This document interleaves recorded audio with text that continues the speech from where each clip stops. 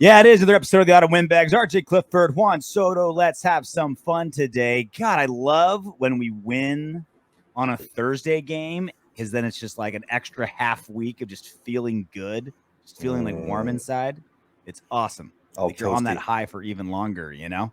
That's like a cool night with a warm blanket.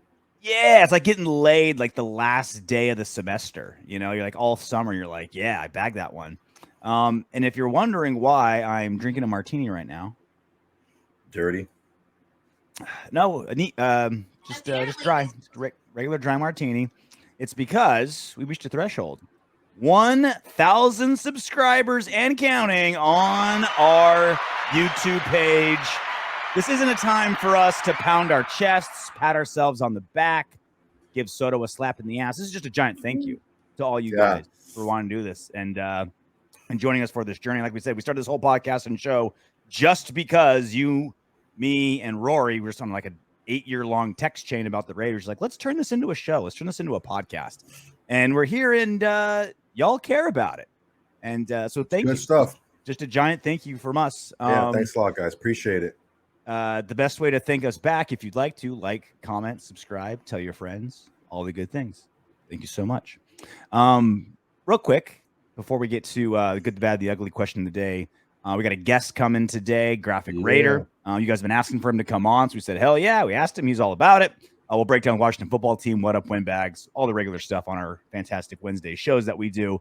But a little news, Bo Jackson, legendary Raider, Bo Jackson, turned 59 years old yesterday.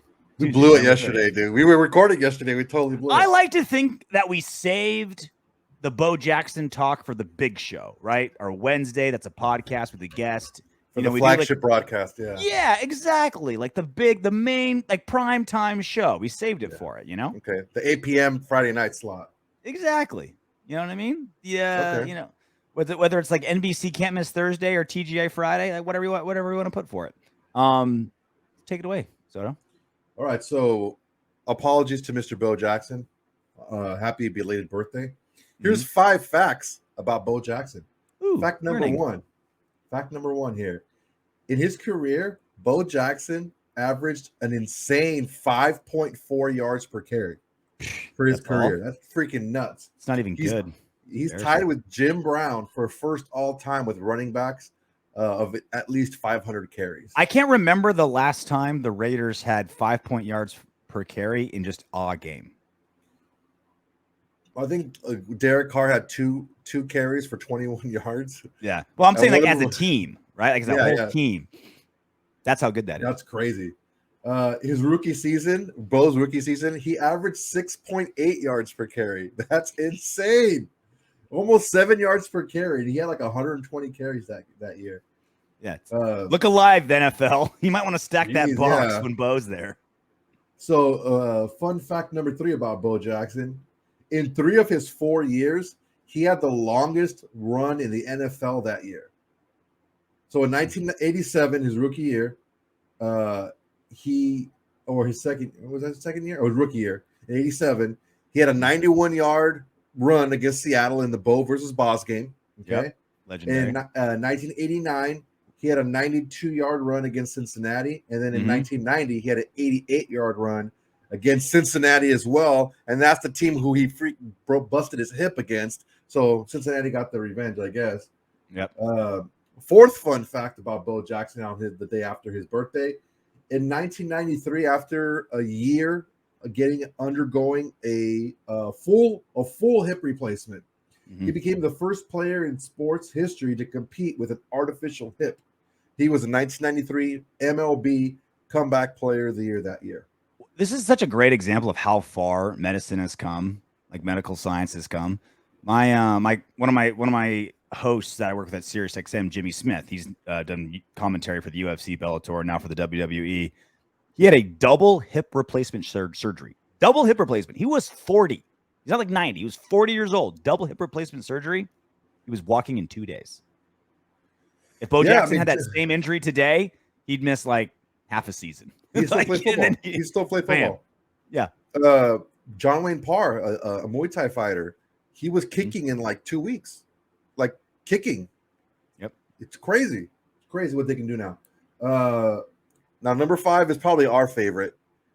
Bo Jackson was immortalized in the game Tecmo Bowl, football game Tecmo Bowl, as the most dominant player in video game sports history, despite only having one play, because they had Marcus Allen on that team. So on Tecmo Bowl, if you guys remember, they had 2 pass plays and 2 run plays. Not Super Tecmo Bowl, the original Tecmo Bowl. So one play went to Marcus Allen and the other play went to Bo Jackson, and it didn't matter which way you went. You just run in circles. You're faster than everyone. No one could tackle them. It was almost like a cheat. Like if you didn't know how to play the game, if you're playing like your grandpa or like a 5-year-old or whatever, okay, just use the Raiders because like it makes it fair because you got Bo Jackson. Be Bo Jackson, yeah. That just to give you an idea of just how legendary that was. Like this is Family Guy doing this bit 25 years later.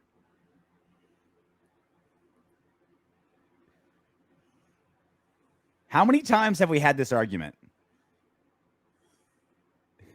Well, that's the Seahawks. You just keep circling. Like you do the zigzag technique with Bo Jackson. Oh yeah, and you couldn't be stopped. How many older brothers have tortured their little brothers with this exact scenario? No exaggeration. This exact scenario has had to have happened 100,000 times.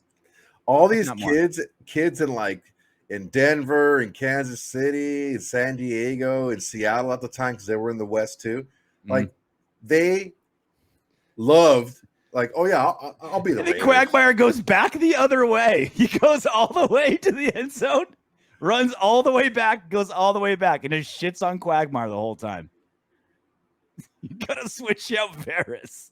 You got Joe in the wheelchair just commentating from the peanut gallery. You just got to zigzag. You can't. This goes on for another minute, by the way. We're not going to bore you with the entire thing, but that's just how legendary. Like, seriously, 25 years later, after that game came out, that episode came out, and everybody got it. That was how legendary Tecmo Bowl was, and how big Bo Jackson was in that game. How just insanely stupid he was in that game. It's just running over everybody. And the thing is there's a clip of him running over Dennis, what was his name? Smith, last name Smith, and Steve Atwater. They had the Broncos had 2 Hall of Fame safeties, and he trucked both of them in a row and ran away from the rest of the team. There was people out. It's an insane. If I love it if I can find the clip, but it's insane how good Bo Jackson was. So that's our question of the day. It'll be pinned right down yonder in the comment section. We want to know, what is Bo Jackson most known for? Like when you think Bo Jackson, what's the first thing that comes to your mind? Because he's legendary in multiple things. Dual sport athlete, Bo knows, Tecmo Bowl, arguably the most. You can make the case, the best athlete to ever put on shoulder pads. Like it's if crazy, you came to me man. with that argument and said, I think Bo, I'd be really hard pressed to put up like a really good argument against that. So that's the question of the day. Down in the comment section, we pinned it. What is Bo Jackson most known for? Yeah, there have been guys who have been big and fast, but he was big and fast, and he was good too. Yeah, like he understood how to play the game. All right. Well, we've been waiting 6 days to finally do this. The good, the bad, and the ugly. Raiders versus Cowboys on Thanksgiving. Raiders 36, Cowboys 33. Another overtime game, another overtime win. Another awesome offensive performance from the Raiders. Deep passing from Derek Carr. Soto, take it away. All righty, we're going to start with the good, as we always do. And there's a lot of it. A lot of it, yeah. So Derek Carr started kicking it off, 24 of 39, 373 yards, 1 touchdown. He had – did you write that in there? What? No. 1 touchdown.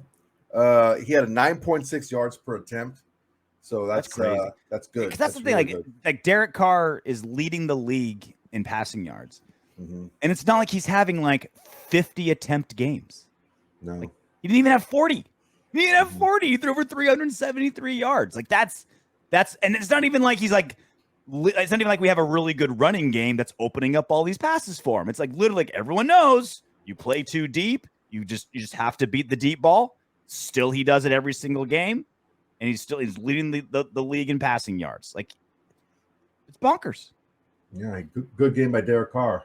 Up next, Josh Jacobs, 22 carries for 87 yards and a touchdown, 4 yards per carry. Now, it may not seem like that's an insane number, but that was a good number. That's a good number for us. And Jacobs ended up getting a lot of big first downs, and he got a couple of good long runs, and he showed some burst. He's finding the holes better, and that's been like an issue for him, like the zone read kind of run that the Raiders have been trying to do last season and a half. He's just like he just doesn't have a great vision. Like he's good in open space, right? Like if he sees like, all right, I have to juke this guy or truck that guy, like he's good. But it's like, all right, this whole mob of flesh, like this giant mob of 320-pound men that's constantly morphing in front of me. I have to predict. Yeah, it's like a wet dream for you, huh, Soto? I got to predict where that hole's going to be. Also, wet dream for you, Soto. And he just hasn't been able to do it. But when there's like, all right, hit that gap and beat that guy, he's good. And that's kind of what happened with the Cowboys. Yeah, Jacobs is a great zone scheme runner. But the thing is to be a great zone scheme runner, you have to have good zone scheme blockers. And a part of that is having familiarity and experience playing with each other. And unfortunately, we don't have that, especially in the interior. Hummer Renfro, a friend of the program, and 8 catches on 9. This is the downside of getting so many new listeners is that they don't get our inside jokes from like 10 months ago when Rory called him Hummer Renfro. Like the third game of the year, stuff like that. Hummer Renfro. We have like 32 viewers and listeners that are like, "Oh yeah, I get that joke," and everyone else is like, I know Hummer Renfro. Yeah.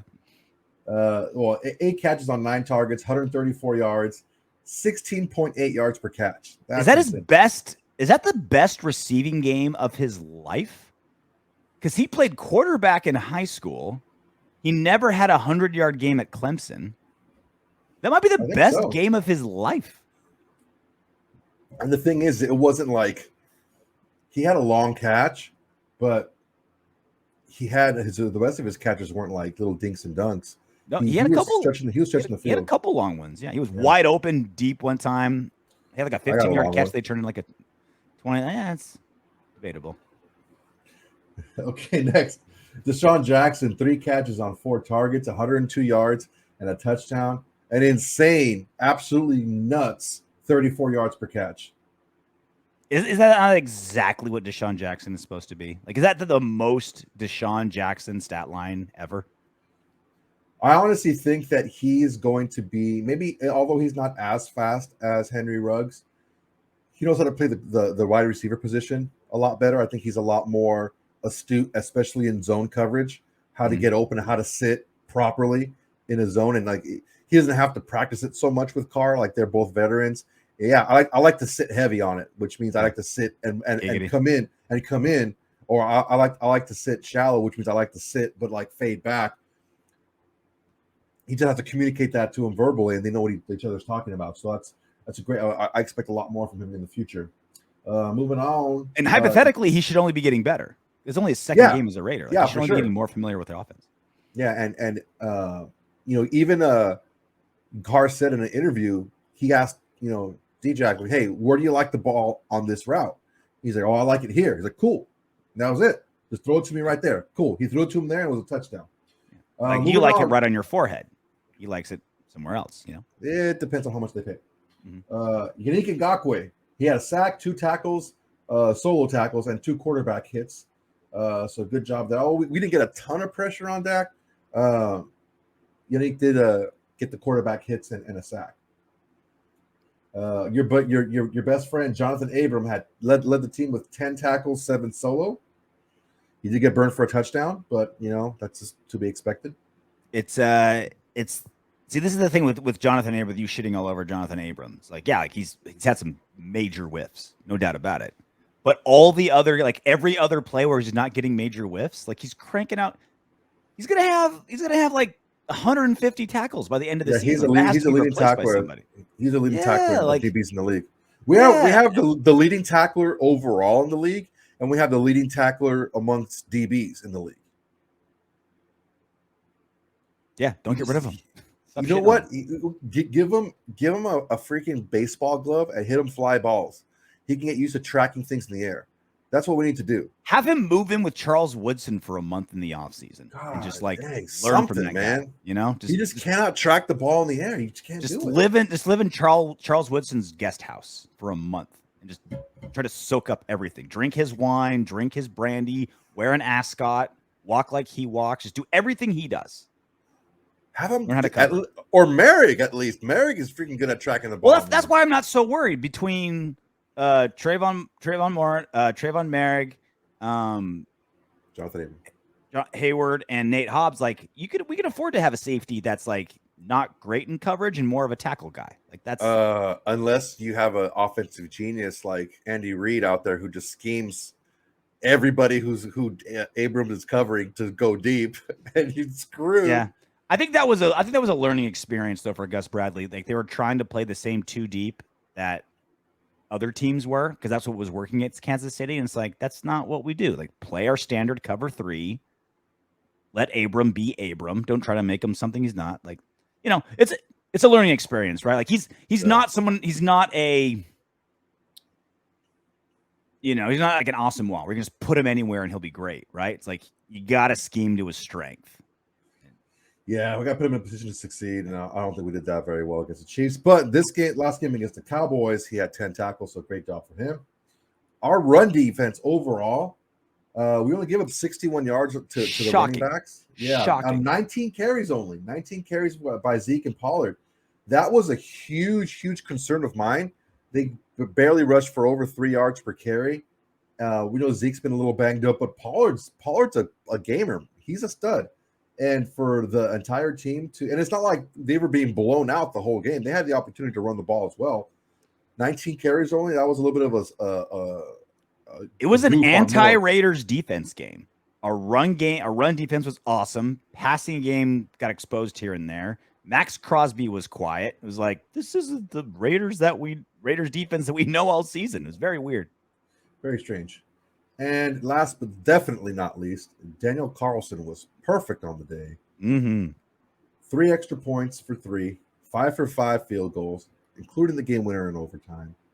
So the only mistake he made is he didn't kick the after the Mariota touchdown. He didn't kick the kickoff out of the end zone, and Pollard shoved it right down our throat. That's like a 40-something game, like fantasy football delivery. That was nuts. That's crazy. And yeah, and a couple of 50-yarders. That's a lot of good. A lot of good. A lot of good. Here comes the bad. The refs for not calling holding against the Dallas O-line on Max Crosby damn near every single play. Like they had straight up like clotheslines like across his neck, across his body, just hanging on, and they didn't call. They called one holding penalty. This is why like the whole complaining from the Cowboys, like, oh my God, the refs cost us the game. You know, the penalties were the reason we lost. 1, the Raiders had 14 penalties, just like you. 2, you should have had 10 more just on holding calls on Max Crosby. Like 14 wasn't enough flags for the Cowboys with how they were playing. Sit down and shut up, Cowboys. It's almost every single play. Yeah, take it and go.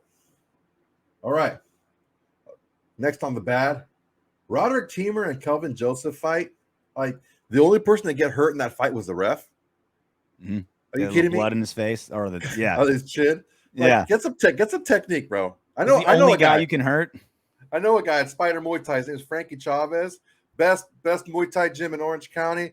Go ahead, he'll get you some technique. Be throwing knees and head kicks in no time. Especially after watching Aaron Donald try to like rip the trachea out of some lineman's neck, you know, and then you see like that fight, and you're like, ugh, gross. Yeah, it was like, what are you guys trying to do? Fight?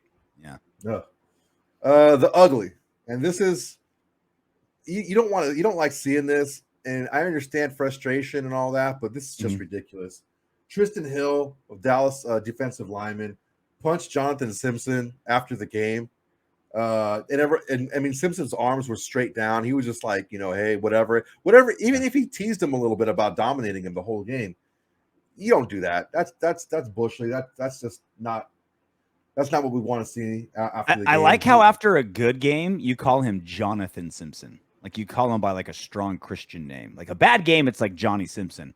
It's like, oh, dude, he dominated Tristan. Like he pancaked him multiple times, ate him alive. There was a couple of running plays where he pancaked him like going backwards, not like shoved him to the. No, he like grabbed him and do like judo tosses and shit. Just like it was bad. Down you go. Yeah. Well, Tristan Hill got to spin it 2 games, so good for you, Tristan Hill. Hope it was worth it. Yep. Now we go to the ugly. Oh, yeah, we're on the ugly. Another ugly thing is the Raiders were ruining the Thanksgiving holiday for Cowboys fans from coast to coast. Mm-hmm. Hit it, JR. One specifically. Please tell me you guys have seen this.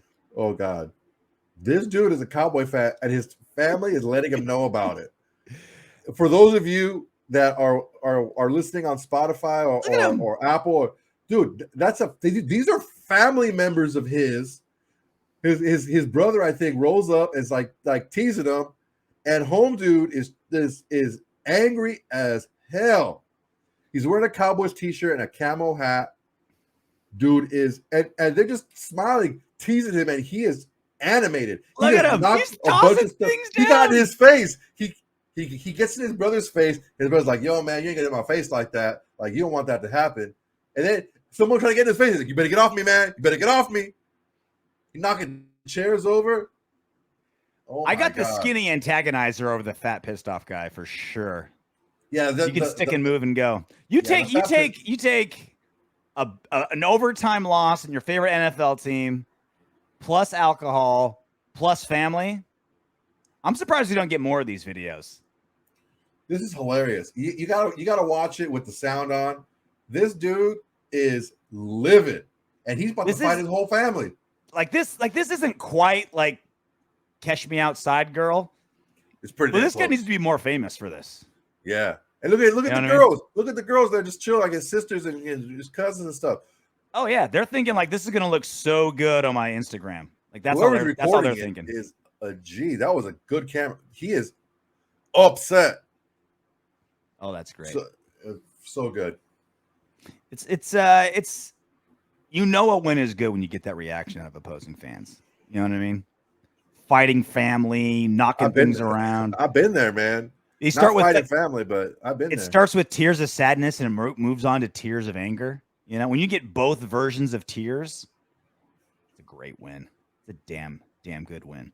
Yeah. All right, joining us next. You guys have been asking for him. We're happy to have him. Graphk Raider joining us next right here on the Autumn Windbags. What's up? What's happening? What's up, man? What's going on with my brothers, man? How you guys doing? What's going on? Fantastic. Thanks for coming on, buddy. Yes, sir. Most definitely, man. I had to pull up, man. I love this show. People were busy.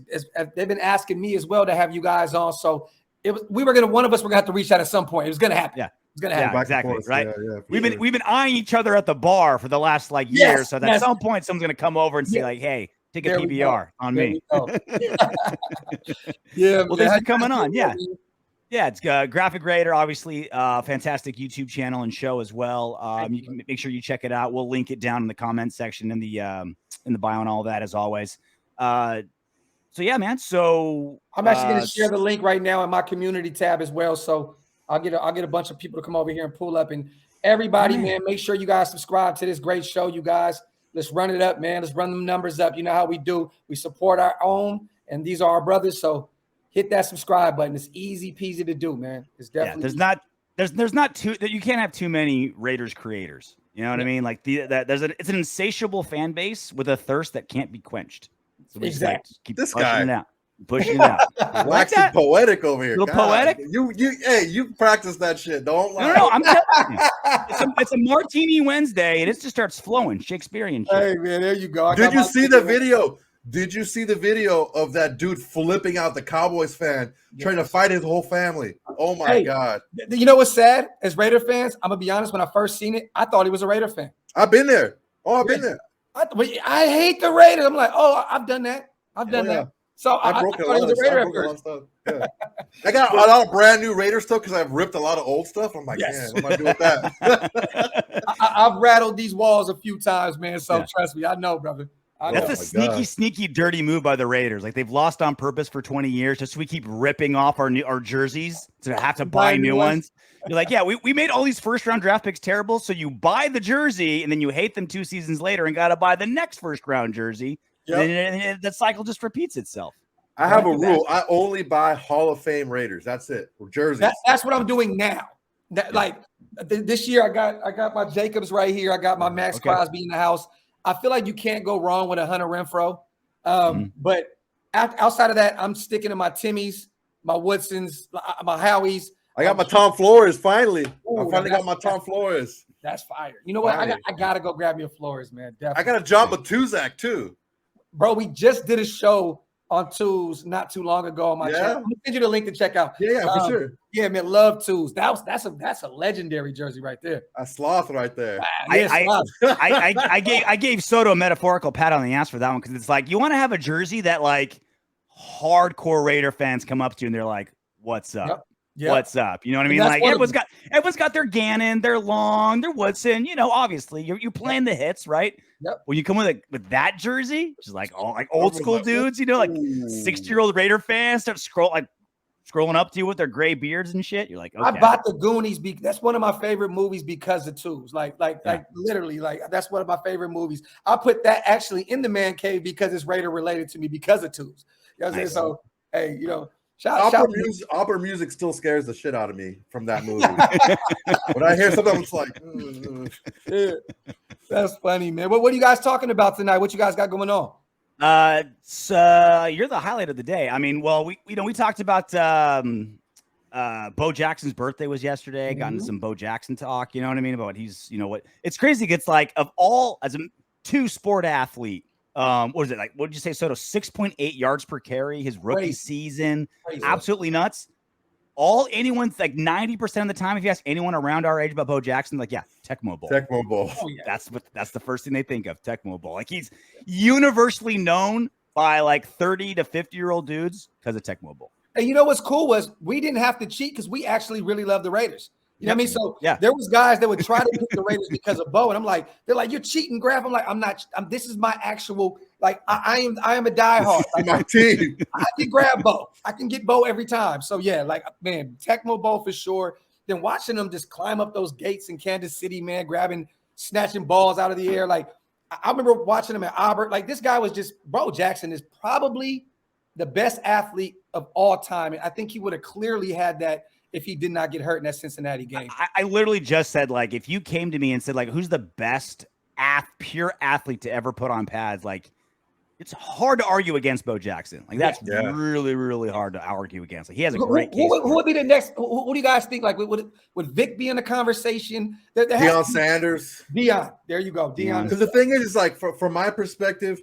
not only was Bo really big and strong and fast, but he was a really good football player. He understood how to play the game of football. And that's what I know why I put Deion up there too, because not only was he fast and he was smooth and he made everything look easy, but he knew and he understood the game. Yeah. High level. Definitely. Honestly, on a side note, my dream sneaker. I'm a sneakerhead. I'm going to show you what I'm wearing right now. Keep your shoes on, Soto, please. This isn't smell-o-vision, but I don't want to imagine it.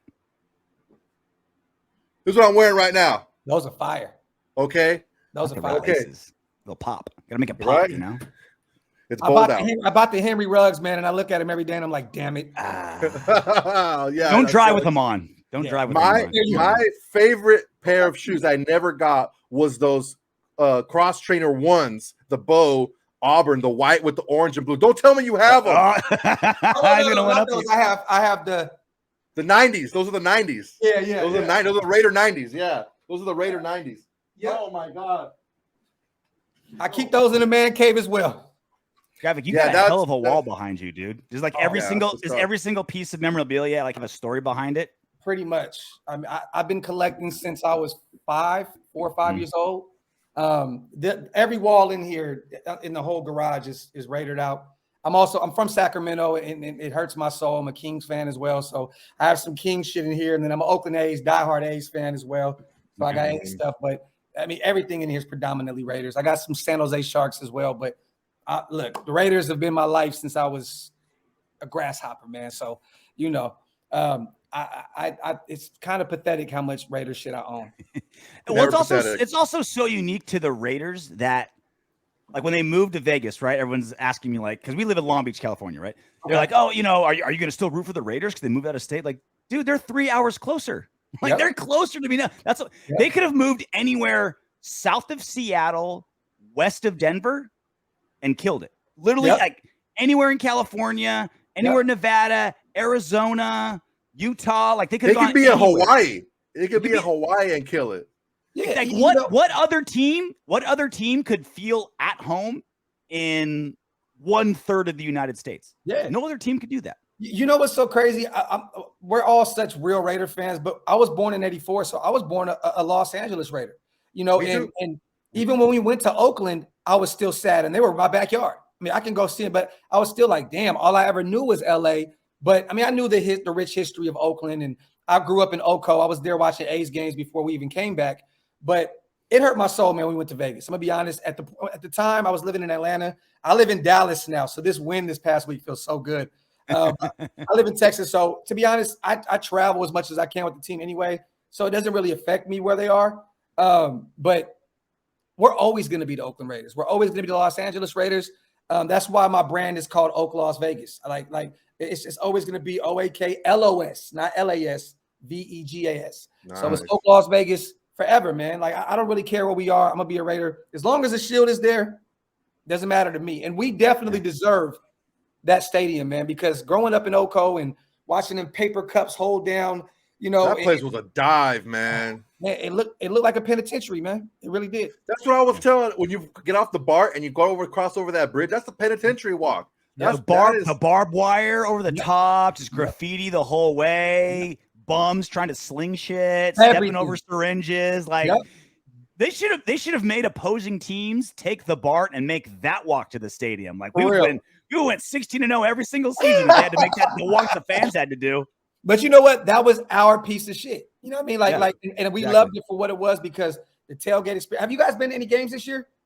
I have not. The only one I went to was the Giants game in New York. I was in New York working. Thank God I didn't go to that. I'm the kiss of death, dude. I go to away games. I can't remember the last time we won an away game when I went. I got to stop. I flew to Vegas for Baltimore. Hell of a game. Thank God we pulled it out last minute. I went to the Chicago Bears game. That hurt my soul. I told myself I was not going back to Vegas this year after that game. I think I'm going to go to Arrowhead next week.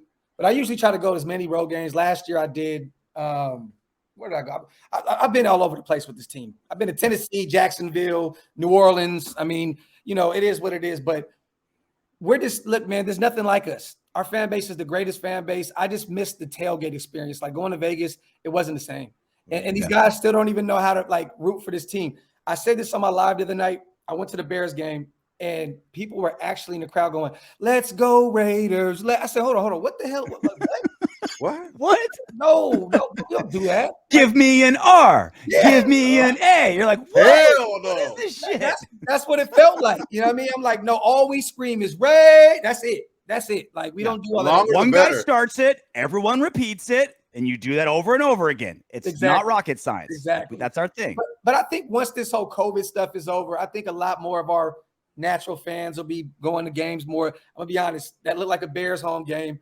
Baltimore, I didn't even know that many Ravens fans existed. I was just like, holy shit! Like in Oakland, that never happened. It's just such an uphill battle, right? Because every single team that plays the Raiders in an away game, they're like, that's the away game they're going to want to go. Who doesn't want to go to Vegas, right? Yep. You're not going to want to go to Cleveland. You're not going to want to go to Baltimore. You're not going to want to go to Kansas City. I went to Cleveland to watch us draft Alex Leatherwood. I don't never want to go there again. Yeah, exactly, right? Bad memories, right? Dude, I cried. The Cincinnati Bengals. The Bengals preseason, it was the 6th highest priced ticket. Bengals at Las Vegas. A fucking Bengals game was in the top 10.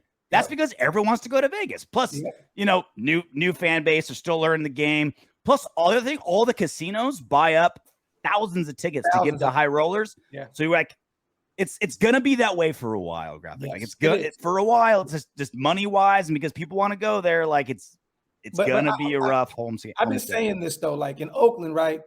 we would be 2-14, but you would see us in the parking lot and it looked like we were 16-0. We didn't care. We love our team. In Vegas, it's a different environment. Everyone goes to Vegas to win. And if we can't win here soon, a lot of those guys are not going to support us. It's just real shit. Like they didn't grow up Raider fans like we were. These guys are new guys. They want winning. Vegas got lucky. They got a hockey team that damn near went to the Stanley Cup the first. I think it was the first. They went. Right? Yeah, they won it the first year. And so there you go. So we have a high, mountain to climb in terms of trying to get these guys' attention, because it's still not it's not a Raiders city by any means necessary. Like you go out there, we're still trying to figure it out. You know what I mean? And it's going to be a process, but winning kills everything. I feel like the locals want to be Raider fans. Like I see gear because I'm there. I work for the UFC. I'm there every weekend. I see Raider gear, airport, strip, everywhere, right? Every line. There's Raider gear everywhere, but they're just still kind of like figuring it out. Like you see a guy with a Raider hat and you're like, oh, what's up? What do you think of the game on Sunday? It's like, oh, I was kind of tuning in and out. Who won? You're just like, okay, this is what happened. Like you got to get into it, right? I went last year. I shot my music video. I did a Raiders anthem called Soul Nation, and I shot a music video there week 1 last year against week 2 against New Orleans, and they were screaming "Who dat" in front of Allegiant Stadium, so crazy, and I kept telling myself like this is not Oko anymore. It's not Oko anymore because they wouldn't have got away with that. They wouldn't have got away with that. But it is what it is. Adam Hill, he writes for the Las Vegas Review Journal, been on the show. He told a funny story. He was a Bills fan. He got his ass kicked on the bridge leaving the game, like on the ground, left laying because he was talking trash after a game. Yeah. Bro, they never played that. Like my first game I ever went to, I was 5 years old. My aunt took me. It was the Raiders against the Dolphins. She was a huge Dolphins fan. I was diehard Raider. She had her Dan Marino jersey on. By halftime, she took that shit off and had my Raiders blanket around her.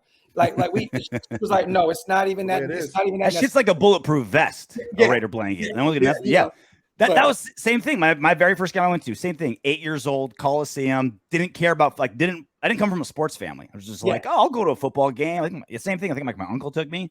I was like, oh, on the field. Oh, that was a cool play. Oh, look, there's a fight. Oh, cool play. Oh, look, another fight. Like, this is the team for me. See, now one thing they don't want to do is they don't want to fuck with RJ because they don't know that he's actually MMA certified. So if you go to a game, I want to go with you on the road, bro. My apologies. I don't want to. Do you guys cuss over here or no?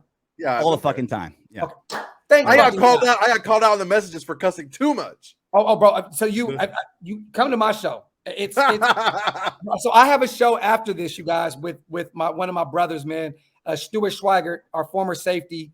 They used to play for the Raiders. Purdue product. That's my brother, my guy. And we do a show like 3 or 4 times a week sometimes. And oh my God, it gets insane. The cussing, the shit just fly. At the end of the day, man, we're real Raider fans. This is what we do, man. We talk crazy because we love this team. And to be honest with you, if you love the team that hasn't won anything in 38 years, you're certified cuckoo anyway. You know what I mean? Crazy. So, and loyal. Loyal, yes, definitely loyal. So when we win one, we deserve to go insane. Like, I'm gonna be obnoxious. I'm gonna be obnoxious, bro. I'm gonna throw it in everyone's face. Yeah. I'm gonna be like, "Hey, Happy Raider Day!" Like, huh? Like, oh, Happy Raider Day! It's Raider We Day. dubbed it starting now. Hey, you're Super Bowl champions. There you go. I'm gonna tell everybody I see. We're your Super Bowl champions. Hey, I've been running around Dallas. We're America's team now. Wildin'. Oh no. Oh, dude, I win my fantasy football league. I talk shit for 6 months. Imagine when the Raiders win the Super Bowl, what I'm gonna do. Over. And I think that's why God has not given us a ring, because he knows we're just gonna go out. We're gonna go a whole nother direction with this shit. We're gonna act wrong after that. We're gonna act all kinds of wrong. That's okay. He's gonna need another flood afterwards to clean the earth of what we're gonna do to it. You know? Yeah. Hey, how do you guys? Where's your confidence level? Let me ask you guys this.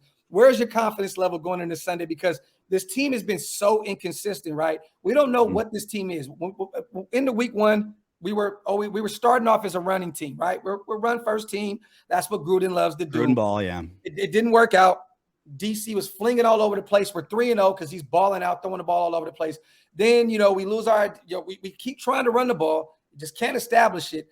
Going into Sunday, Washington, I believe, is like the 3rd best team against the run in the league or something, but I think they're the worst against the pass. Where's your guys' confidence level going into this game? Because I'm done. I'm not making predictions anymore. I'm not doing it anymore because I can't, because for my sanity, I just got to sit back and just shut up and watch the game. I could sit here all day long and tell you, like, all right, they're worst in the league against third down, right? Yes, that's the thing that's what we've been struggling against. Bam, problem solved, right? Terrible against the deep ball. What do the Raiders do? Derek Carr is the most passing yards in the league, et cetera, et cetera. Taylor Heinicke, no fucking way that guy's going to beat us. Not a chance, right? They may not have J.D. McKissick, right? They're great run game. May not have him. Yep. I can talk about that all day long, Graphk, but literally all it comes down to, it's less what Washington does, and it's 100% what the Raiders do. It's 100% what do the Raiders do? Does Derek Carr show up? Does the run game get going? Is the pass protection there? That's all it comes down to. Like, they can do, Washington can do whatever they want. Like, we'll talk about scheme and stuff when we play KC again in San Diego. Like, then we're going to, all right, then we got to get the X's and O's going. Yes. Against WFT, it's literally what Raider team shows up. That's all that matters. It doesn't matter what Washington football team does. I just hope that we don't decide on trying to get back. We ran the ball fairly good against Dallas. I know Jacobs got about 80 yards, 88 yards, somewhere around there. Yeah, so we established the run low key, but we're 6-0 when DC throws for over 300. We all know that.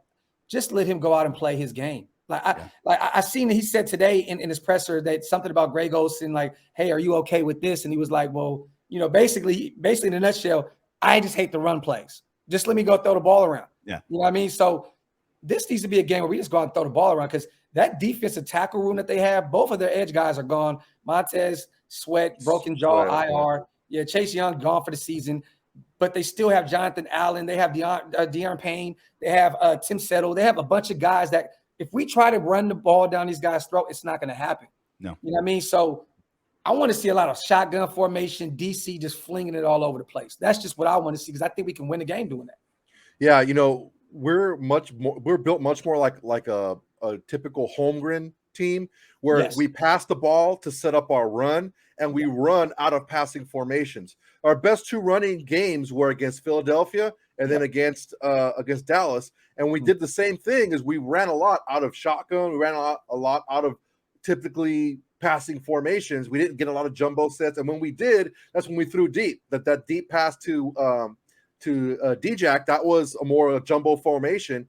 And that's what we need to do to kind of give that defense a little bit something to think about. All right, are they going to throw it? They've been throwing it a lot. Okay, now we run the ball, and before you know it, Jacobs has 3-4 yards head of steam already. As far as how I feel about the game,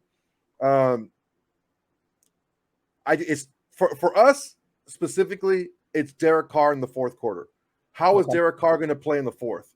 In four of our winnable losses, so the Bears, the Chargers, what are the other two? I blanked out on the other two. The Bears and the Chargers, definitely. Even though the Giants, Bengals.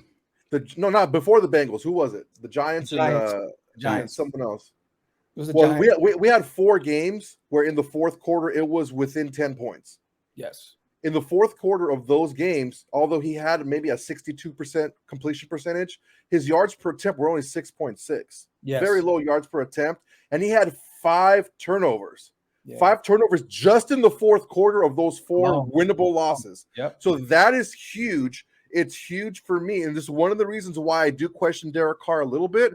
No. You hate Derek Carr. I don't hate. Make sure you put it completely. He tries to push this narrative. It's not. You do. He's leading the league in pat. You find the one sliver of bad stat about Derek Carr, and you just turn that into Pandora's box. Juan, you know what? I'm with you, Juan. You know why? I got killed these past 3-4 weeks for me speaking about DC, because at the end of the day, right, it's so great to have all these. If you're not scoring 7 in the red zone, I don't care about you. Look, he's leading the league in passing yards. He also has like 3 or 4 extra quarters, because we've been in 3 extra OT games. You know what I mean? So he's had some extra football time to throw the almost an entire game. Yeah. So, but I love. I'll say this: I like DC a lot. I'm just not in love with DC because it's been 8 years. We can always give these excuses every year of no defense, no defense, no defense. Well, okay, we have a serviceable defense now. Now it's the O-line. And then it's, well, he has no weapons. Well, we went out against Dallas. 3 receivers damn near almost had over 100. I think Zay had like 70. And then D. Jackson, Hunter Renfrow went for over 100. So, like, we have weapons. I mean, New Orleans is what, 5-7 or 5-6 or something right now. They have nobody. They don't even have nobody playing. Yeah, I mean, so like I'm one of those guys. I'm just a realist. I want to win, and I don't care who it is. I don't care if Jamarcus Russell reincarnated, came back, and led us to a Super Bowl. As long as we get it done, it's done. I just feel like there's something about DC. It's a stigma. I've never seen a team so divided over one player. I'm about this. I'm not a player fan. I'm a Raider fan. I agree, 100%. Yeah, at the end of the day, I don't care if DC can win for us, all for it. If he can't, you got to go. And me personally, I'm one of the people. I may sound crazy to you, RJ. I'd rather restart than keep this. Boom, bro. I'd rather keep doing that to have another 8 years of mediocrity. This is what I said to DC. Thank you for returning us to at least mediocrity, but now we need to take that next step or just start from scratch again. Because I can't deal with another 8 years of almost doing this, almost doing that. It's like at least when we were losing, and we were really bad, we're like, we already know what to expect. DC had come out and ball out and look like the best quarterback in the league for 2 weeks, and then do 3 weeks of just terrible football, but the nation expects all of us to stand behind this man. We have to call him on his shit when he looks bad and give him his flowers when he does great. And I'm one of them people. DC, you had a hell of a game last week. Here's your flowers, brother. But if you're terrible this week, give me them shits back. Because look, simple and plain. I'm not a DC guy. I'm a Raider guy, and I just want to win, and it's been 8 years. Look, if you look back at the pattern of all these other quarterbacks that we had year in and year out, we can go back to Jay Schrader. Some of these guys, Jeff Hostetler, had playoff appearances and got half the time that DC has even gotten. You know what I mean? Rich Gannon was around for what, 4 to 6 years, somewhere around there. He was a Super Bowl guy. He was an MVP. Like DC is just, he's been given so much leash. I just want to see something more than what he's doing. I don't know, man. I know it all. I've got two things on Derek Carr. And Go ahead, I've seen this please. 1,000 times, but it's got to be said. There's 2 things on Derek Carr that's got to be said. Okay. I'm down for criticism where it's deserved, right? He fumbles all the time, right? Yes. That's got to work on that. It's no longer got to work on that. Like that's just who he is. Like he's it's not going to stop, right? Mm-hmm. Criticism where criticism is due, but he gets so much shit for stuff that hasn't been his fault, right? 8 seasons of mediocrity. We've had literally the worst defense in Raider history last season. Last season's Raiders defense gave up more points than any other defense in Raiders history. Hey, one thing that defense did good was figure out the Chiefs. That's it. Other than that, right? We held the Chiefs scoreless Slowed for him 2 down separate halves. a little bit, yeah. Right, and we held Cleveland to 6 points. Right, like there you go, Gunther. Mother Nature held him to 6 It was a points. wind bowl. It was windy as hell, so I'm not gonna give him any credit for that one. It's like Paul Gunther has like that stat sheet on his refrigerator at home, right? Like a 7-year-old in his like A+ quiz, you know, like that's what he's got because that's like his claim to fame, right? Okay, but like. That's like he's dealt with absolute no quarterback in NFL history has dealt with the shit that Derek Carr has dealt with. Just this season alone, the shit that he's dealt with. No quarterback in NFL history has had to deal with. We still went 8-8 last season. We're still 6-5 this season, despite no run game, mediocre defense. You know why the Raiders only win when he throws for over 300 yards? Because no one else can win but Derek Carr for the Raiders. No one else can win for us. It's all on his shoulders to win. But you're the Imagine quarterback. if someone else was there. But you're the quarterback. Like to me, like that's what you're supposed to do. So when we grew up, Lamar Jackson threw 4 interceptions last game and they still won. Like that would never ever happen to Derek Carr. No, it won't. But we also can look at Lamar Jackson and say he's a former MVP. He's been pretty much to the playoffs every year. He's done it all in a shorter span, and I get it. DC has had a string of bad luck, like with this team, a coach carousel year in and year out is something different. I get it. I think the only guy that had a worse career than him was his brother. I mean, shit. I think his brother probably was the only guy in the world that had the worst shit cards, you know what I mean, dealt to him than him. But at the end of the day, man, it's not even about DC anymore. I just feel like it's the stigma. Like, can we win with him? Because we haven't been able to prove to do so yet. And I just feel like it's an energy around us. And I feel like DC deserves better and we deserve better. I'm not saying get rid of DC because he's not a great player. He's guaranteed our best quarterback we've had in years. But I feel like I feel like he deserves to win. Put him somewhere in Indianapolis with a great defense and a great offensive line and watch him go to a Super Bowl. With us, That's where we agree. Like I don't. Raider fans don't deserve Derek Carr with the shit they give DC, and he doesn't complain once. Like Aaron Rodgers bitching, Russell Wilson's bitching, Tom Brady wanted to pick and choose where he wanted to go. But you just named 3 quarterbacks that won a Super Bowl. They bitched because they need to get their way to order to win them shits. You named 3 Super Bowl winning quarterbacks that bitch. I want DC to come out and bitch. That's what I told you at the beginning of the year, RJ. I do. I want to hear. I want DC. Devoted Christian. I love it. He doesn't cuss. I want my quarterback to come out and command the huddle. Motherfucker, you go over there. You go over here. You do this. I need you to do this. Command the offense. Just bring your team. Because I want an alpha. I want an alpha. He's not that. Yeah, he is. No, he's not. He commands that offense. You see that guy screaming on the. Derek He's saying Carr frig and darn, but he's still commanding. Sitting on his ass on the bench, looking at that little surface pad. And for the 3 seconds that CBS shows the sideline. Yeah, you know exactly what he's doing there for a whole Here's series. what I'm going to tell you right Good job, now. Soto. You've been hacking into the CBS mainframe, accessing cameras. You see how I can't You've even got talk to him when he's like spies. this. You got spies in the stands, putting little cameras on Carr. You know what's happening when no one else does. Come on. Look, when you're the most important player in sports, there is no other player in sports who's more important than the quarterback of your football team. Yes. All right. You go as your quarterback goes. Yes. Right. Mm-hmm. So when it's the fourth quarter, I call it macho time, right? Freak out, brother. Like that's macho time. You need to ball out. And if you lose, if you turn over the ball 5 times in the fourth quarter of winnable games, that's your fault. Nobody else. I don't want to hear about he leads the league in passing. Those are the first 3 quarters. That doesn't matter when it comes to winning and losing. Do you want to complete the pass or do you want to win the game? Isn't Derek Carr have more fourth quarter and overtime comeback victories than any other quarterback? We're talking about 2016. We're talking about 2016, and that was prior to that injury. Since that injury occurred, let's be honest, he has not been the same guy. He had that dog in him in 2016. Like he would come out and just like when he came out against Tampa Bay in that overtime, that game he threw for over 500 yards. When he came out, I was like, oh, we're about to win this game. Like he just had it on his face. You know what's crazy is he did that against Dallas. I seen that dog return when he got out. He was looking like, just give me a chance. Defense, get these guys off the field. I'm going to go win this game for him. That's the DC. All I want is consistency. If he can be the same DC that he was last week, I want DC to be our quarterback until he retires. I just want consistent Carr. That's it, consistent Carr. I get the Henry Ruggs situation. I watched Brett Favre throw 7 TDs on us Monday Night Football after his dad died. I don't want to hear that shit. I don't want to hear it. I don't want to hear anything about Henry Ruggs. He's still alive. He's still well. He's going through some shit. Yes, it sucks. That is your Raider brother. Gruden lost his job. He's a millionaire. He'll be fine. He's okay. You know what I'm saying? I don't feel bad for him. Like at the end of the day, go play football. That's what you're paid to do. I literally watched these guys lose their family in and out. Bro, I seen Cat, the power forward center for the Minnesota Timberwolves. His mom died of COVID. His mom died COVID, yeah. Go out there and ball out. Like, I don't want to hear any excuses about we always find something to give DC. And it's like, no, DC needs to go out. This is what I want DC to say. There's no excuses in the world for why we keep losing these games. It's on me. It's on me. And he says that, but it doesn't matter. It doesn't matter. It's all words to me now. It's just noise. Because let me address this comeback thing.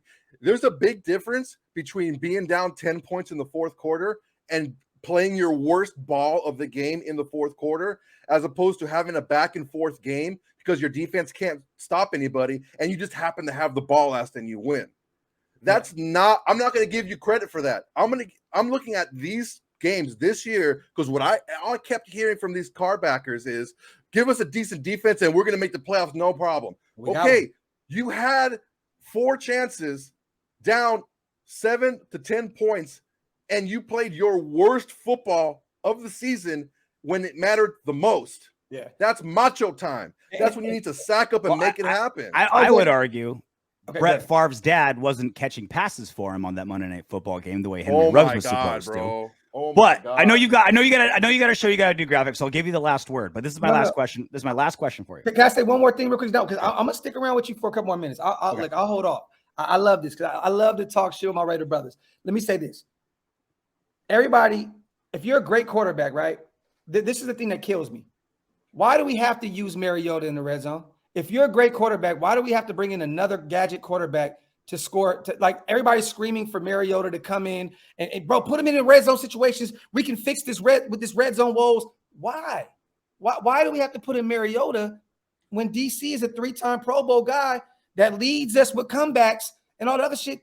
Why? To all my Mexican family, all my Mexican people, when you do this, that means your butthole puckers up and you're too scared to fit into a small window. That's what it is. Is that what it is? He's too scared to fit into a small window. Yes, because he's so risk averse. He'd rather throw it into the fucking end zone or throw He's a thrown more deep pass. passes than any quarterback. This is what I'm talking about. This is exactly my point. There's plenty of things to criticize Derek Carr for. You give him criticism for shit that's not true. You can't throw a 50-yard pass in the red zone, RJ. The windows are smaller. He's afraid to throw it. He leads the league in deep passes. In the red zone, you're not. See, he's picking and choosing again. He's changing the argument. Helm, he shouldn't have been catching balls in the first place. DC put that ball where it was a catchable ball last week against Dallas. DC only had 1 TD last week. He should have had 2. That tight end stopped his route in the middle of his route. Yeah. Like, so I shouted that out immediately. Like, don't blame that on DC. The Waller fumble, that was a great, the Josh Jacobs drop, that could have been a clear TD. DC balled out last week. I just want that. Like, if you can just look, every great QB has a bad game. Aaron Rodgers had one of the worst first games they got blown out by the Saints. That was terrible. They all afford it. Russell Wilson is having a terrible year. But one thing Russell Wilson can do is still hang his hat on having a 2 Super Bowl appearances with 1 win. Really should have been 2. But I just feel like, look, at the end of the day, even if it's not DC's fault, right? Even if DC does deserve better, at some point we have to say, you know what? Well, it's just not working. It's not working, so let's move forward because we're just continuously not doing it. It's just not working. He's in his prime of his career right now. If we can somehow, some way, he has 1 more year left in his contract. I'm being honest with you guys. I know there's a lot of rumors and shit. I think Davante Adams is already set up to go to Vegas. I think that's already set in stone. I think so too. Yeah, I think he's going to talk his way out of Green Bay. You know what I mean? Like, look, you want to franchise me? I'm not showing up. I think him and Aaron Rodgers went to Green Bay and said, look, this is it. Last dance, cool. Rodgers is gone. He'll probably go to Denver or Pittsburgh somewhere. And Davante's like, I want to go home. Grew up in EPA, East Palo Alto, diehard Raider fan, DC's best friend. It just makes sense. Then if we lose with Davante Adams, he finally has a true number 1, which I thought Amari Cooper was Dallas's number 1. So I hate these arguments about we've never had a true number 1 because Amari is a clear number 1. Now that CeeDee Lamb is there, don't get me wrong, CeeDee Lamb is a monster. But let's get a true number 1, keep building this defense, cool. But all I'm saying is, man, we have to stop as Raider fans, not even saying just with you, RJ, it's with everybody. We should not be fighting amongst each other over this. It's like, if it's a divide, we can all be wrong or all be right in our own ways, but we're all just fighting for wins. Just win, baby. Just win. Yeah, baby. like that's it. It's all about that. And to have 1-12-4 season, if he wouldn't have broke his leg, I'm saying this now, we would have won that Super Bowl. Even with that 2020 first ranked defense, you know, Bruce would have beat the Pats. I think we would have. I'm sorry. I like look, man. DC. We could have kept it close in the 4th. Anything good? Because that was the Blackjack Del Rio season, where it's like every 4th quarter there's no fourth quarter. I was there in New Orleans week 1 when he went for the 2-point conversion to Michael Crabtree in the end zone. That was beautiful. We need more of that. We need more of that because this conservative and I just hate it, man. Dude, I always thought that the John Gruden way of playing football with a bad defense was terrible.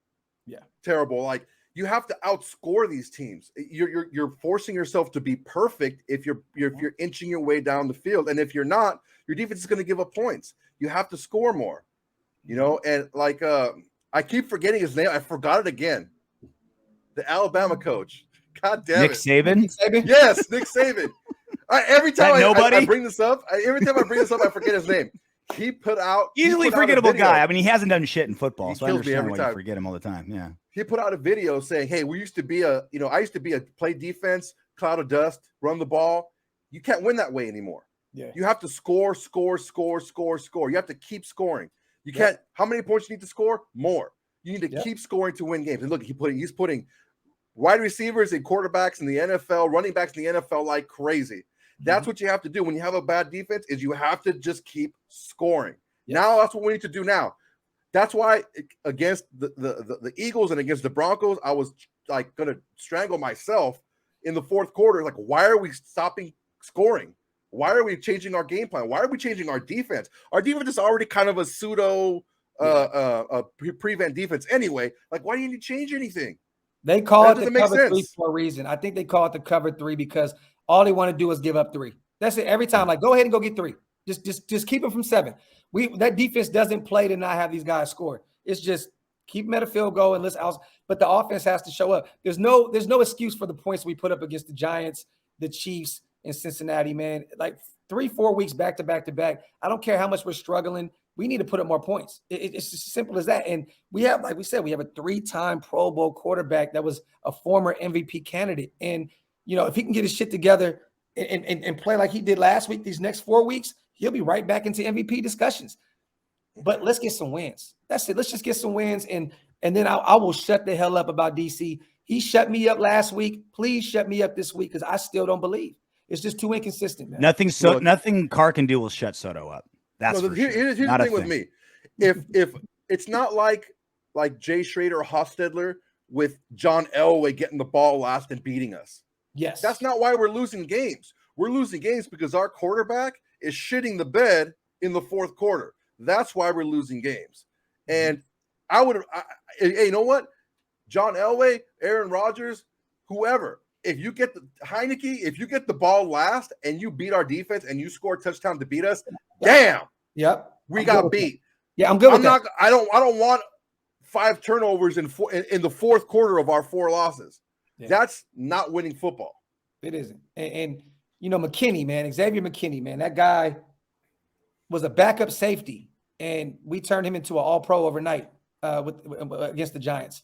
Like I just, you know, bro, they were saying that Sorensen is the worst secondary, guy in the secondary in the league, and DC just gave him a gift. Like, you know what I mean? It's shit like that you have to sometimes sit back and be like, damn, what are we doing? Like, is this guy going to be great, or is he going to be mediocre, or is he going to be terrible? Like, what's going on? And I just, if we can get 2016 DC back, man, look, I'm cool. But I'm gonna say this: we're so divided that I lost 100 subscribers because I was real. I said, look, DC got to go if this continues. I got hated on, but then I gained another 100 because people were like, I feel you. So that's how divided shit is. You know what I'm saying? So it's funny, man. But at the end of the day, I know all 3 of us, RJ, bro, we all agree. We just want to win. We just want to win, my brother. I don't care who's under center. I don't care. Real shit. Yeah. I don't care, man. So yeah, man. But yeah, I'm about to do this show in a few minutes, man. All right, bud. I would love going on. If you guys can come on my show at some point, man, I would love to bring you brothers on and come shoot the shit on my channel as well, man. Anytime. Whenever, man. Anytime. I'll have to bring more whiskey than I did for this show based on how fast you're drinking. So I know I'll have some catching up. Oh, Hennessy with the cream soda too. Fuck. Old school. I'm a West Coast all day, baby. You know what it is, man. But like I said, I appreciate you guys. And what days are you guys usually free? We record Wednesdays and post game shows, and then we do random like YouTube stuff whenever like it needs it. So anytime, man. I'm gonna get with you, RJ, on Twitter. Yeah. I'll hit you up, my brother. I'm gonna put a show together, man. I'd love to get you guys on and just have some fun, man. We have a lot of lives. There we go. My brother, thank you so much, man. Docs ENT on Twitter, on YouTube. One of the best creators in the game. Thanks for coming on, Graphk. This is great. My brother, I appreciate you guys. Have a great night, man. Go Raiders. Later. Thank you, Graphk Raider. That was fantastic. Appreciate it. So we ran out of time with him, but I did want to bring this up to him, but at least I'll bring it up to you. Here's something about Derek Carr. Here's Colin Cowherd responding to, reacting to the Thursday night game, right? The Thursday game between Dallas Cowboys, Las Vegas Raiders. And there's something, and this is the thing about Derek Carr that I've been talking about for a while that he put so eloquently. Take a look. This is a great example of what a franchise quarterback does. They have an interim coach. They had a tragedy in their organization. Yep. They lost another star corner. They've had some chaos. The franchise has moved. And so here's the thing I'm talking about is how many quarterbacks can go through the shit that's going to, if you're the Las Vegas Raiders quarterback, you're going to deal with some shit. right? Mhm. Franchise is going to have some problems. Defense is probably going to be terrible. Coaches this, Henry Ruggs that, right? Like you're going to have to deal with some shit that you're not going to have to deal with being quarterback for Seattle or Pittsburgh or New York, right? Yeah. Carr can. Carr can. Now, again, he's not Aaron Rodgers, but Carr can deal with that stuff. And you have to be able to deal with that noise if you're a Raiders quarterback. So that's why that's the other part of this is like, yeah, like again, I'll talk about Derek Carr's faults all day long as long as they're the right faults. Can another quarterback, could Aaron Rodgers handle this shit that's going to be dealt with in Las Vegas? Could, Tom Brady handle this shit that's going to be dealt with in Las Vegas? I don't know. I don't know the answer to that question, but I know Derek Carr can. And that's another layer of what Derek Carr brings to the Las Vegas Raiders that you don't see in stats. You don't, because it's just him, right? He's just dealing with this shit. And he just deals with it. He's constantly eating shit that other quarterbacks don't have to. That's another part about Derek Carr that I think people need to understand. And even if you don't like Derek Carr, at least appreciate what he's doing there for us. No, I understand what you're saying. My issue is, if you take a look at it from this perspective, so we are 6-5, correct? Okay. Correctamundo. All right. So 2 of those games we were handily in the lead. All right. So those are four wins that were in jeopardy. Okay. Mm-hmm. We had one bad loss against the Chiefs. Our other 4 losses were, we were still within striking distance in the second half, if not the fourth quarter itself. Okay. Mm-hmm. So that's a 500 record when the game's in jeopardy. You can't, however many yards you throw for, did Gannon even throw for 3,000 yards the year that he won MVP? Like, the thing is, he had to have. Yeah. Well, I mean, or just barely, probably just barely. I'll take a look at right now. But the thing is when the game is in question, how do you do when the game's in question? He won us 3 overtime games this season. I understand that. He won 4 and he lost 4. That's 500. That's not going to get it done, man. It's not. And again, like, not to rehash the whole argument, my whole thing is like he has no safety net at all. Lamar Jackson. After 8 years, you shouldn't have one. I'm telling you right now, RJ, he got blown out in one game. It's not a leash for, all right, you're allowed 27 mistakes in your career, and then when you get there, it's over. That's not what I'm talking about. I'm not talking about that. I'm talking about when the game is on the line in the fourth quarter, when it matters the most. How do you perform? Okay, you won 4 times and you've lost 4 times. That's a 500 quarterback when the game is on the line. If you want to be a franchise quarterback for any length of time, you need to be better when the game is on the line. 53 players on that field, right? Again, I keep using Lamar Jackson. Like Lamar Jackson's on a team where he can throw 4 interceptions and still win. Derek Carr has never, ever sniffed being on a team where he can throw 4 interceptions and win a game. Fact. All right. Okay. Well, moving forward, Rich Bisaccia, interim head coach, currently doesn't look like he's gonna be full time. There's not. I mean, again, there's still 5 games left in the season. 6 games left in the season.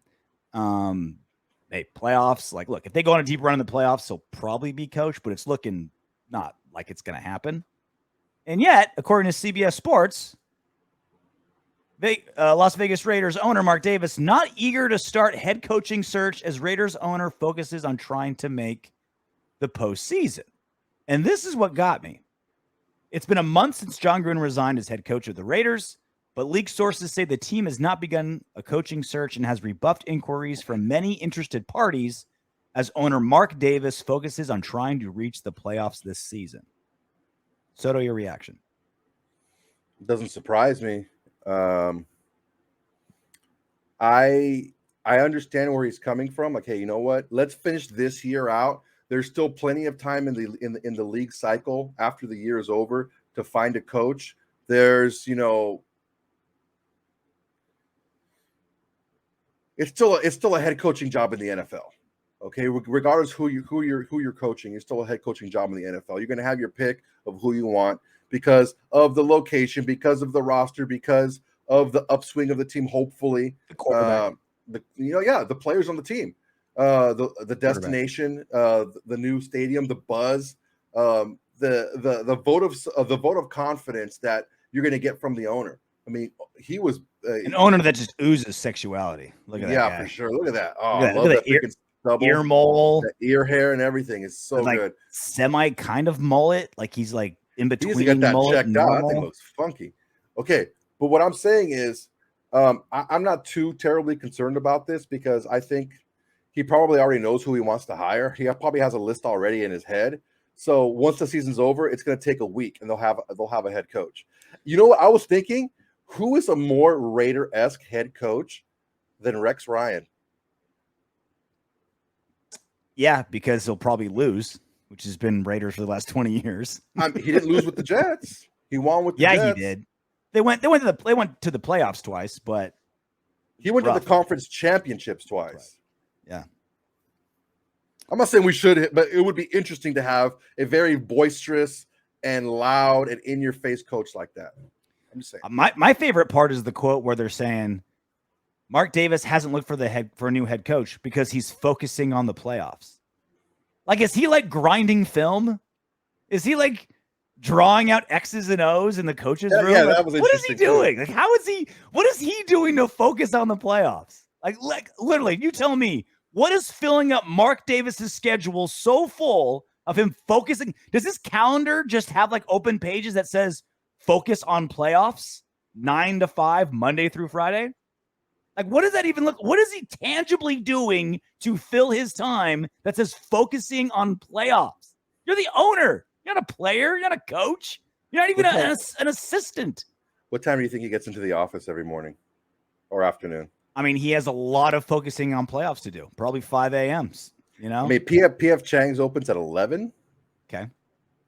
So maybe he has a little late, early lunch, maybe late breakfast-ish style. He has a working lunch at PF hours. Chang's, so we can just sit in the corner and just focus. Just like head down, eating his broccoli beef, just focusing. He's just those pot stickers are good. Zeroed. His eyes are just like squinted and just like looking into the horizon, just focusing on the playoffs.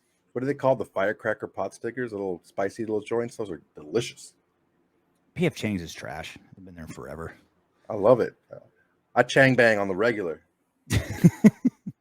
All right. Coming up next, Raiders versus Washington football team. If you're listening to the podcast, this is the first time we've been talking about it. If you're on YouTube, we've talked about it yesterday, talked about some other videos, but we want to make sure we get this covered. Like I told Graphk Raider, this game is less about the Washington football team and more about us getting hot late in the season and not falling apart late in the season like we have the last two seasons. Mm-hmm. That's what this game is. It's not a matter of what's Heineke going to do and what's our pass rush going to look like, and is Josh Jacobs going to figure things out? No, it's much bigger than that. It's, do the Raiders repeat what's happened the last two seasons and hit the trifecta of falling apart late, or do they do the opposite, what they're supposed to do? Their Washington football team's on a short week. We're in a long week. We are right in the playoff mix, like right in there, in the jambalaya. We are the sausage. We have a tough but very doable schedule, playing almost all teams that are competing with us for that playoff spot. Like, we are in a position to succeed. What do the Raiders do? I care very little what the Washington football team does. We'll do the X's and O's because it's fun, but I care so far less what WFT does and way more what Las Vegas does. It really is a game about the Raiders and how they come and how they play and how they compete. Say what you say about the last 6 games on this schedule. The Raiders' playoffs start now. This is when their playoff starts. How are you going to ramp up? How are you going to end the season going into the playoffs? And it starts with this game. We played really well against the Cowboys. There's things that we could have cleaned up offensively and defensively. Also, special teams coverage-wise, we need to make sure that we clean some of that up. But right now, it's all about which team shows up to this game and which team shows up to finish the game, offensively and defensively. That's the main thing right now. Although they do have some good players on their team, our team is just more talented than their team is, and that's just stop right there. That's just the way it is, especially with their two defensive ends out. Honestly, we need to be the team that just takes control, moves forward, and leaves Washington football team in our rearview mirror. That's just it needs to be the way it needs to happen. Here's a quick look at the matchup. Raiders 6-5, third in the AFC West. Washington football team 5-6, and yet in the playoffs with a losing record currently as the 7th seed, second in the NFC East behind the Cowboys. And it should be obvious, like strengths and weaknesses line up, right? They have a really good rushing offense. We have a terrible rushing defense. We have a phenomenal passing offense. They have the 30th ranked passing defense. We should be able to throw the ball all over them. They should, on paper, be able to run all over us. But this is the other big part. They are last in the league in third down defense, where we've struggled. If we can't turn third downs into first downs against Washington football team, can't do it against nobody. Anybody. We're just gonna have to bank on 40-yarders from Carr and just get those on first down every time, because we are not turning third downs into first downs if we can't do it against Washington. Yeah, offensively, it's more the same. It's more about what we do than what their defense does. If Carr continues to stay aggressive, if we run out of passing formations, we're going to be able to run the ball. These guys are really stout up front, so we need to get those guys pinning their ears back, and those draw plays, screen plays, stuff like that. That's going to work against this team because they're going to be shooting gaps, especially with their defensive ends out. They're going to want to get pressure and maybe blitzing a little bit more, which plays into our hands. Derek Carr is really good against the blitz. And it's up to us. It's up to us and how we want to play this game.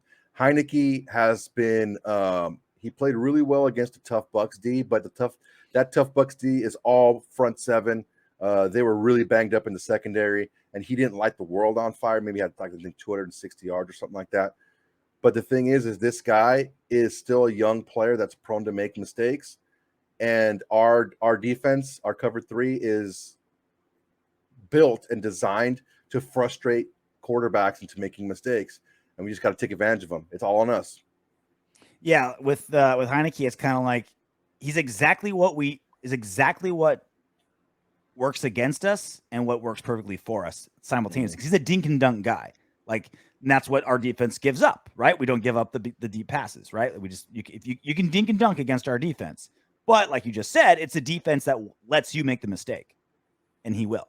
He will make those mistakes. Couple news and notes.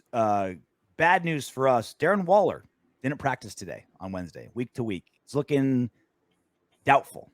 I'm telling you, man, the IT band injury, close to the knee, that's a connective tissue ligament. A lot of tissue connects to that IT band ligament, and when it's close down to the knee, that's a lot of the cutting and lateral movement. Maybe not an ACL type of ligament, but that IT band close to the knee injury that can really become inflamed quickly. I'm going to need that tissue to wipe away my tears if he's gone any longer. But he should be back next week, but it's looking doubtful for this week. On the good news, J.D. McKissick didn't practice Wednesday because he's in concussion protocol. He had a really bad injury in his last game. Neck injury, yeah. Really Neck injury, got carted off the whole 9 yards. So we may not have him, or they may not have him either, which would really help. That's Heineke's freaking binky. That's his safety blanket. He's second on the team in receptions because he's the guy that Heineke turns to when he's in trouble. Otherwise, they've got Jared Patterson and practice squad guys really in their backfield. So could be a good spot for us. All right, so that's the game. Ready to do some What Up Windbags? Let's do it. All right, Mark Connor. We need to pump the brakes a bit. I hate the lame adage, one game at a time, but it's apropos here. Unless we take care of business in these upcoming games, the Indy game and the Chargers game won't matter. Love the show. So again, I've said this before. Focusing one game at a time, not looking too far ahead. That's for the coaches and players. That's what they should be doing. Us, let's look ahead. Let's start getting excited, or let's start getting worried, or let's start getting ourselves emotionally, mentally prepared to look forward. Like this is the fun part, right? Like when you're in a good position. When we were 3-0, I was thinking about I was thinking about the future. Like I was thinking playoffs, like all those things. When we lost 3 games in a row, I was like, fuck, are we gonna have to rebuild? Like we have like a recorded what does a rebuild look like show that's just like sitting on my server right now, waiting to use it. But then we beat Dallas and we're doing good, right? So it's like that's what we do, and that's the part of being, the fun and sometimes the painful part of being a sports fan. We can do that. Let them worry about the day-to-day stuff. Yeah, there's nothing that we say that's going to change how they play on the field. So why not have a little fun with it? PBM 8264. If you're a bot, credit to you for getting in. I watched football all day yesterday, and I saw many quarterbacks throw interceptions, take bad sacks, throw bad passes, check down, etc. But when Carr does it, according to pathetic crybaby Carr haters, that's me. He is horrible. Jackson threw 4 interceptions, and the Ravens still won. 2 weeks ago, Rodgers threw 0 touchdowns, 1 interception, under 300 yards with a 75 quarterback rating, and they won 17-0. Carr's playing almost perfect game for the Raiders to win. And that's my point, is he has 0 safety net. Like the game is literally all over his shoulders. Other quarterbacks have safety nets, and it makes his losses look so much worse. Even when he plays bad. Again, I'll admit when he plays bad. I'm down to criticize Carr, but what does it mean? Other quarterbacks can play terrible and still win. If Derek Carr plays terrible, this team isn't good enough to overcome it. It's true, and I said that too. We're not talented enough to have Derek Carr have a bad game and still win. And that I said that I've been saying that from the beginning of this year. I said we're more talented than we have been in the past, but we don't have those playmakers sprinkled across our roster to be able to make those plays to change games. And I'm going to focus on the fourth quarter. How does Carr play in the fourth quarter of winnable games? Does he play just as well as he did the first 3 quarters, or does he regress mightily? Is it a steep regression? If that's the case, well then you know what?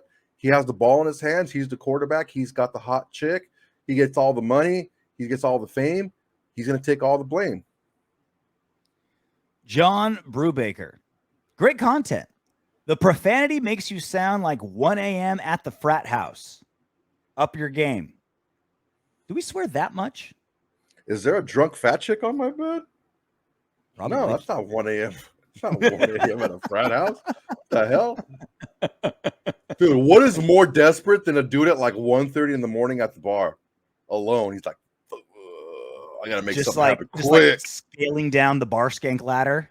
It's like the chick that you looked at when you got there at 10 a.m., you just looked right past, but at 1 o'clock, you're like, licking your lips. She's like, still there. Right, I'm making my move. Yeah, I mean, I can't think of is there any show where profanity makes more sense than a YouTube podcast Raiders show? Yeah, I think like it's pretty apropos. I mean, if we were like a Minnesota Twins show, maybe you don't do that much swearing, True. If we were like a college women's volleyball show, probably not that much swearing. Bro, if it was a college women's volleyball show, we'd be having a lot of video clips. Let me tell you. If we were I got you on that one. You were thinking about the booties. Like, if we were like a Minnesota Wild show, maybe not that much swearing. We're a Las Vegas Raiders internet show. This is a bastion of poor behavior. I mean, right? I understand the last podcast, not the one from yesterday, but the one the post. No, it was the one that we did a few days ago. It was the Cowboys post game show when you were drinking out of the detergent bottle. I was Arm and Hammer, and I took a legit swig off of that because I didn't have anything to drink, and that burned on the way in and on the way out. Yeah, I was drunk. I normally don't cuss that much, but I did cuss a lot more in that episode. But you know what? It is what it is, man. This is how I talk in normal life. You're lucky I'm not speaking Spanish because almost 60% cuss words when I speak Spanish. And you would have to, because the most Spanish I understand is swear words. It's just the cuss words. Yeah, and that's Dos Equis, por favor. And su madre, apúrate, güey. Yeah, pinche güero. Those are the ones I know. Pendejo, güero, gabacho. Hijo de toda su puta madre. Well, just watch your fucking mouth, Soto. This is a family show. I'm gonna try, man. I'm gonna try. But the thing is, look, if I get heated about something, or if I can't think of the words, cussing actually means that I'm smarter. I don't know if you've heard that. People who cuss more are more intelligent. Man. That's my binky. That's my safe place. All right. Well, we got Washington football team coming up on Sunday. 6-5 should be our most, on paper, the most winnable game of the season left so far. Let's just take care of business. Well, let's see how the Browns look next week. If the Browns shit the bed again next week, that could be tasty too. The headlines write themselves when the Browns shit the bed. God damn. Browns, another stain on the Browns. The Browns are just going down the toilet bowl yet again. It's just too easy. All right. Well, until then, knock on wood if you're with me. Hey, Windbags, if you want Darren Waller to catch 20 touchdown passes this season, don't be afraid to click those subscribe, like, share, and comment buttons. Plus, your comment could be featured in the next What Up, Windbags?